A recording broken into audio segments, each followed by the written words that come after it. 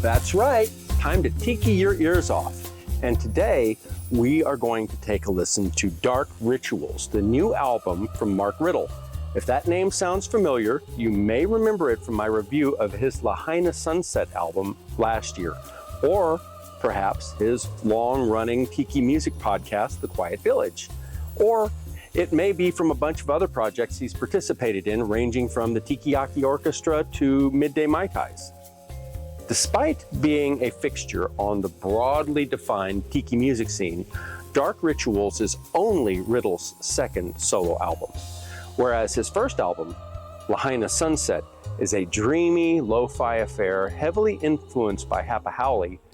Dark Rituals eschews that overt Hawaiian influence in favor of more urgent menace in the recording studio.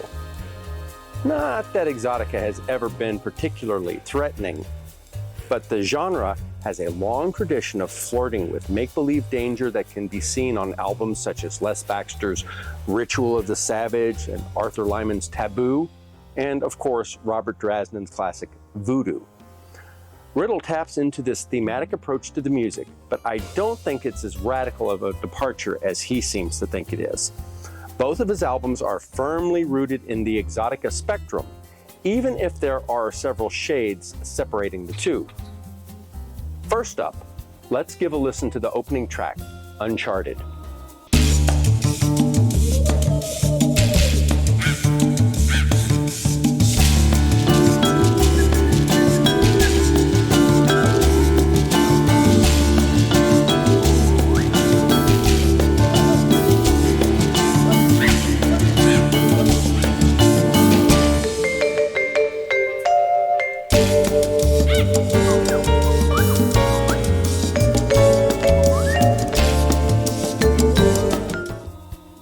The piece opens with a bright splash of sound before launching into a groove that immediately brings to mind, at least my mind anyway, Les Baxter's rollicking compositions for his African jazz album. This is fun and up-tempo all the way, letting the listener know that this is not music intended for leisurely dozing in the hammock. There's energetic vibes action going on here, which reminds me of the enthusiastic arrangements that can be found on Ixtawele's recordings. All in all, it's a fine start to the album. Next up, Jungle Beat, the theme from Jungle Book.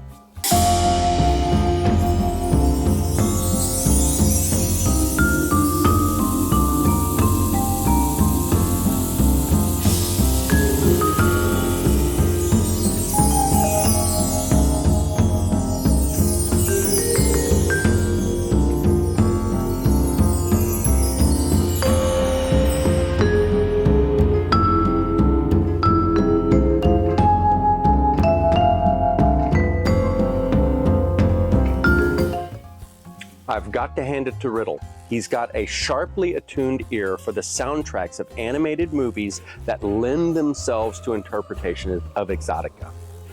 On his previous album, he gave us a magnificent version of Path of the Wind from My Neighbor Totoro. And this time he reinterprets the great George Burns' main title theme from the 1967 Disney classic, The Jungle Book. Although, if I'm being honest here, this one's like shooting fish in the barrel. Jungle Beat is already 90% of the way toward being full-blown exotica in the film, conveying a moody, mysterious jungle filled with ancient ruins and danger on the Indian subcontinent. And Bruns himself was familiar with exotica, having released the album Moonlight Time in Old Hawaii, which incorporated his tropical-themed compositions for the 1964 World's Fair, Enchanted Tiki Room, and Polynesian Resort. Bruns is often overlooked as a significant composer these days, and it's nice that Riddle's showcased one of his memorable compositions for the new age. Incidentally, it's the only track on this album not composed by Riddle. For our final sample, let's check out Blood Rights.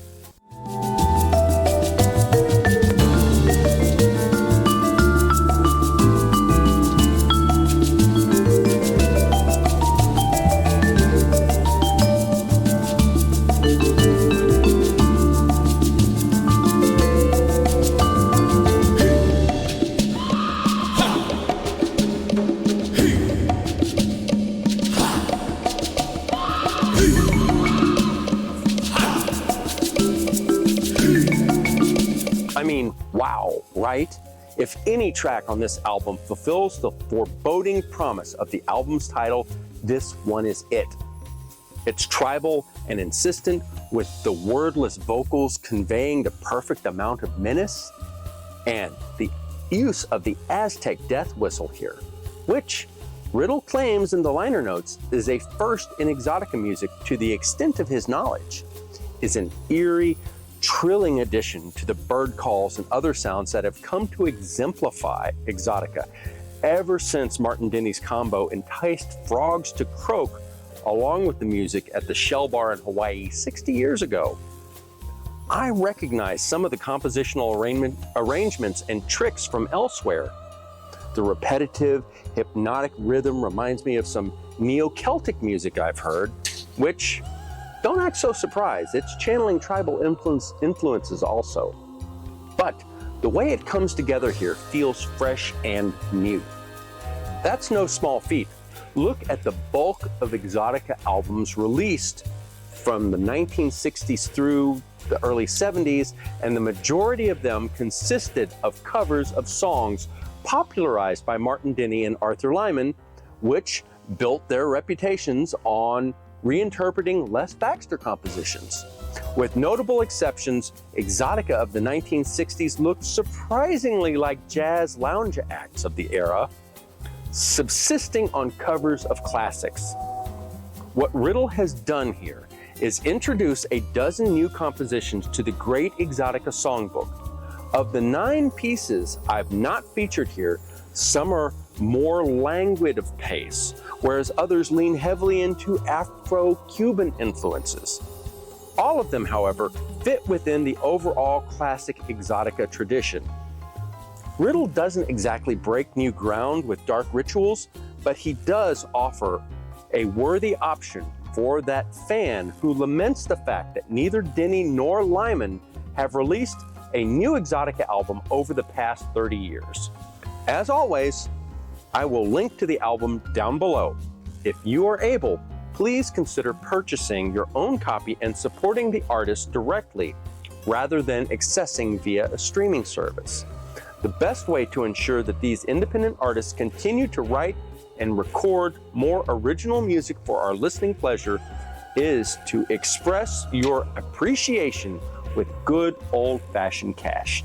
And honestly, $12 for a digital download or $25 for the vinyl album ain't an outrageous asking price by any measure. So, until next time we meet, Tiki if you got 'em.